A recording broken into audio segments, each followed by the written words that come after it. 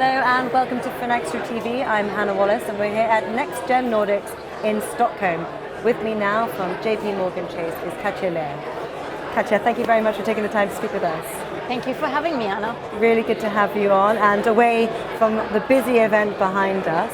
And not surprisingly either, because we've had some big news in the lead up to NextGen Nordics around P27 and the setback there, which is where I want to begin today.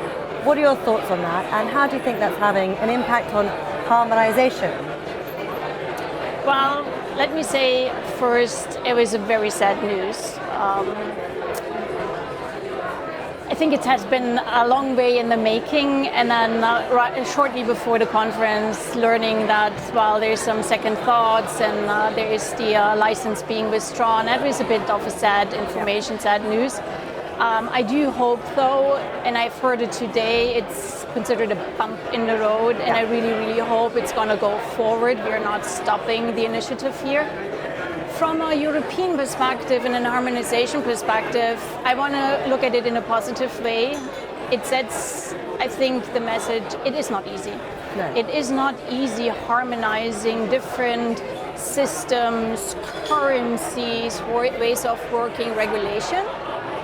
But I also hope that, well, we take a minute of mourning. You're sorry about it, you're sad about it, but then I hope that we're all going to move on and try again, and hopefully at some point in time going to come up with this great solution of harmonizing and being able to send payments cross-border instantly.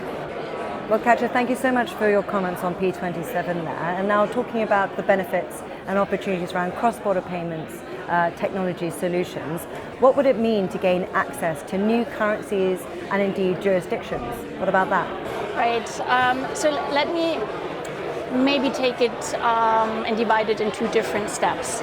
So first of all, what we're trying to do is to basically combine at least two technical systems. And I want to follow something I've heard I've been told many years ago, Katja, I can fix anything on technology, you just care about the business. So I'm very hopeful, and I think we have already seen proof of concept. The technology, that is, I don't want to diminish it and say it's easy, but I think we've proven it. We can instantly send messages and payment transactions cross-border. I think where we are facing the bigger challenge and where we need to solve the problem, more than on the technical side, is topics such as schemes. How do we agree on one single scheme in several jurisdictions? How do we guarantee the oversight? Someone has to be responsible from a governance perspective. How do we get the FX part solved? How do we ensure that we all talk the same language? How do we get the standards right? And I guess from a banking perspective, all of that needs to be funded. How do we ensure the 24/7 funding? So there's a lot of questions and I want to say challenges we have to overcome, but I do believe we can overcome them. It's just the speed, and I just said on a panel where it was, we need to be quicker. That I think is the part we still have to figure to solve for. But I do believe ultimately there is a huge opportunity and we will be able to do it. That's right, some important questions there, but a positive note to lead off from. And tell us what opportunities are also around modernized payments solution systems, and what does that mean for the banking industry, but also society as a whole? What about that? That's a good question, because I think we should be looking at we are modernizing payment system. I think with all due respect, when we modernize something, we should be doing it for the right reasons. It needs to have benefits. It needs to solve a challenge. It needs to solve for a need. It needs to benefit.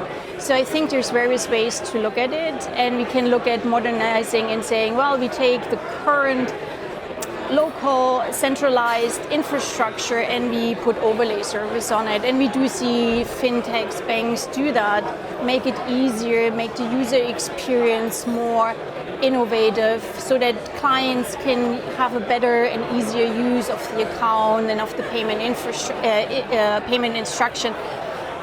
And we see it, I think, around the globe happening. And then we have another modernization where we can say, well, do we all move to a more decentralized, regulated liability network like we see today in the DLT space? And it's most probably where I guess most of the central banks are going from a CDBC perspective. So is that the next step? And I don't think there is a one-size-fits-all solution. And in my mind, as long as we solve for a client need, as long as we solve a problem, I think we will be fine with modernizing any which way we're thinking about. All right, it's interesting to get your outlook there and some good advice weaved into your response there as well.